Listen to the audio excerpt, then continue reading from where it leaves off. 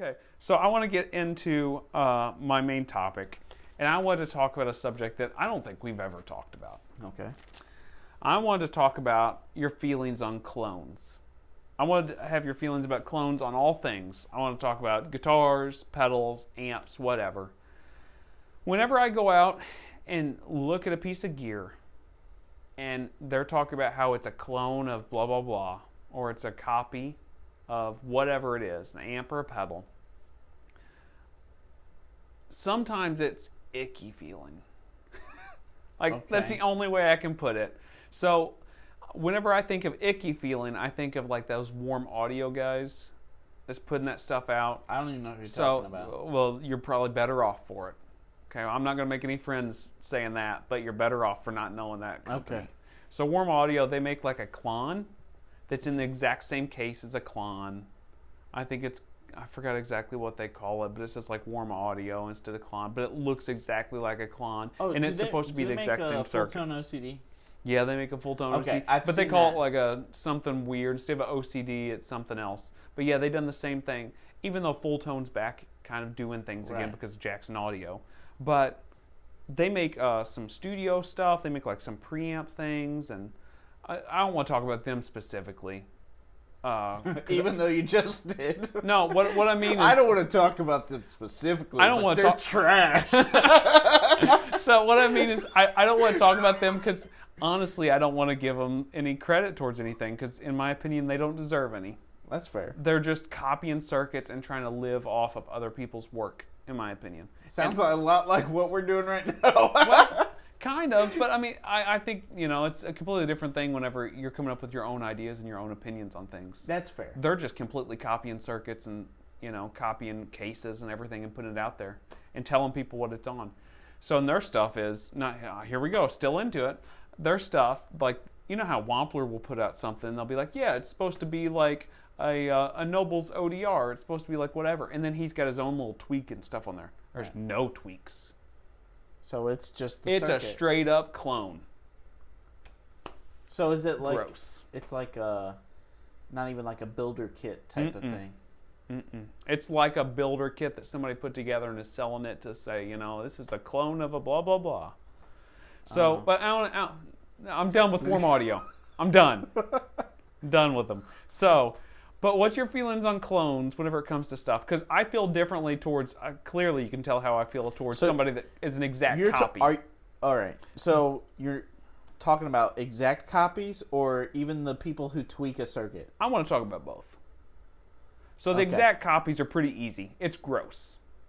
I think it's unethical.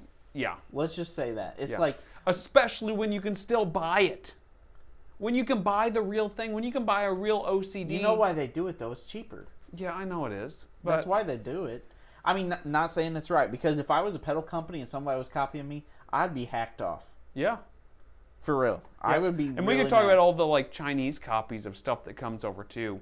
And we haven't even got into that, but like the Tone of King or whatever it is, a company that puts that stuff out, and there's tons of companies that do that. And I would put those in those clone categories too. Right. It's gross. I think so. You're just taking money away from the people that have worked their whole lives. Dude, we can get on the same space there. So, I know.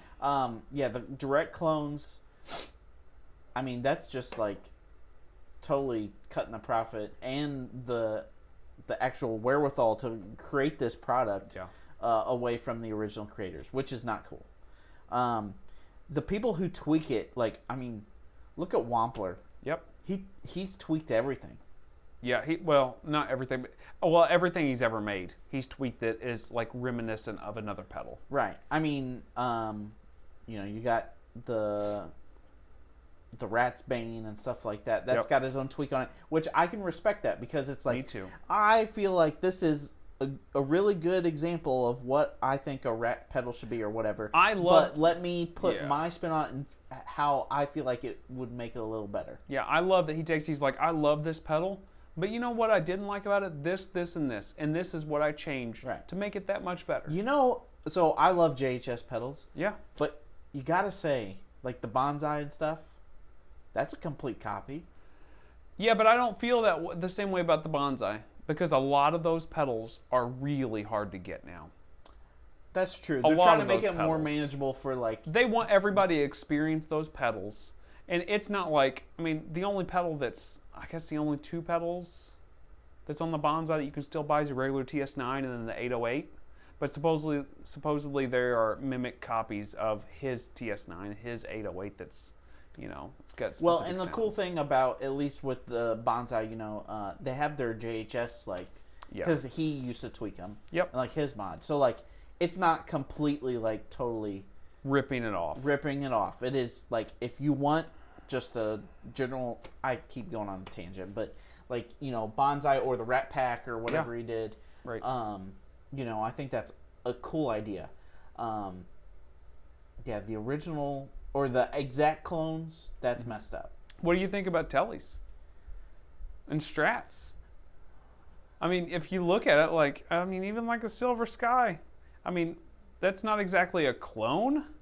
That's not. But it's not, you know, real far off, right? It's not real far off. I feel like that's like...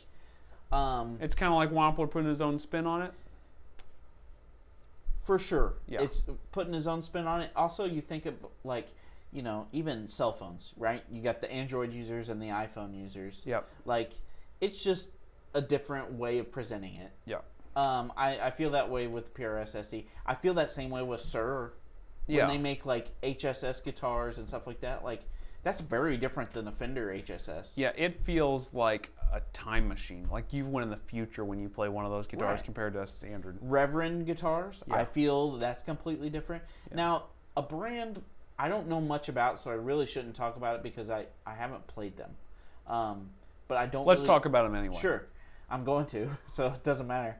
LSL, have you seen those? Mhm. They're like Telly and Strat. Yep. They're Fender copies. Pretty much. Yeah. But I don't know much about them. No, they kind of fall in the same ballpark as like a lot of the Nash stuff. I don't know if they're parts guitars. I don't know if they're like I don't custom know. made. But yeah, And you know what? They might be, was it Coilings or Collings? Collins. Collings. Yep. They might be like that where they're phenomenal. Yeah. And like, I've just heard don't good know things about them. LSL. Yeah, but I've heard good things. I've just not played one. I've seen them in shops actually and thought, oh, that's cool, and like then moved K-Line, on. But I respect the heck out of K-Line. yeah, I do Like too. K-Line are fantastic guitars. Danacasters, I'm sure, are great. Yeah. Nash, I don't have anything necessarily wrong with Nash. I just have never been wowed by them. Yeah. Um, Yeah, so I think when they're putting their own spin on it, here's pretty the cool. problem I have Yeah. is when you have like someone doing a Chibson copy. Yeah. Oh. Have you seen those? Like Yeah. the headstock's the same. It almost looks like a Gibson logo. It really does. I mean, really, if you're not paying attention. If you're trying to like market everything identical to what the company who originated is, Yeah. that's a problem. Yeah.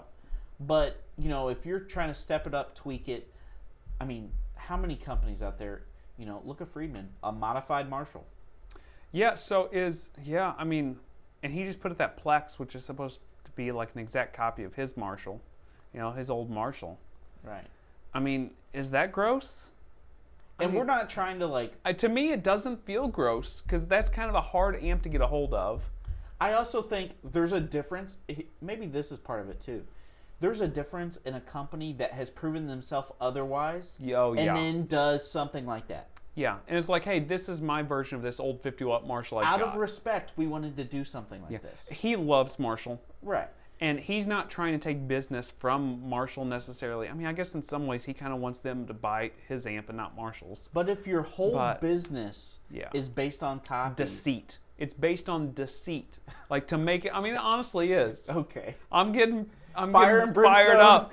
But it's deceit whenever you make it look like the box looks the same. No, for sure. The logo almost looks the same. For like, sure. Oh. I just think there's a difference when you put out your own product.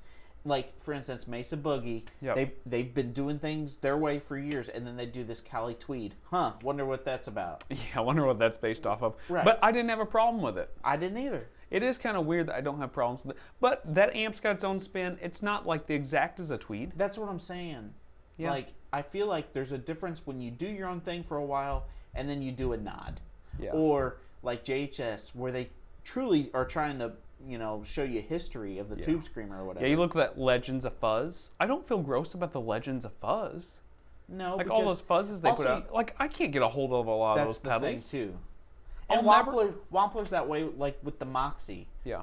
Who's gonna find a TS10 for under $500? Nowhere. Right, yeah. A lot of people just won't ever get to experience it, and then he throws his own twist in there. Right. So it's not a direct copy. So the direct copies is what we feel most gross about. Right. And the companies that are Being deceitful. sure.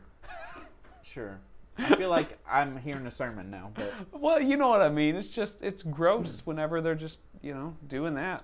yeah, but you think about these guitar companies and Friedman amps, or you think about not Bad Cat, what's it, Matchless. Yeah. They're like a Vox. Yeah. You know what I mean? Like, I don't feel like that's anything. No, and I No. mean, it kind of feels like, especially with amps, like it's hard because there's only so many things you can do with an amp. Like, it feels like since the early, like, Fenders and Marshalls and Voxes, like, yeah, they've thrown more gain stages and different things on there, and there's, like, been slight tweaks, but it feels like that's the basic food groups. And you Fender, can- Marshall, Vox, Orange, and Mesa. Yeah. I mean, I don't know if there's really anything else. Yeah, there's just, I guess Saldana was a big one whenever he came out with the SLO 100. Sure. Because that was the first one that had a bunch of gain staging and a big master, you could use. But yeah, I mean, there's other Maybe things out Supro, there. But there's other things out there, but that's like the basic food groups, right?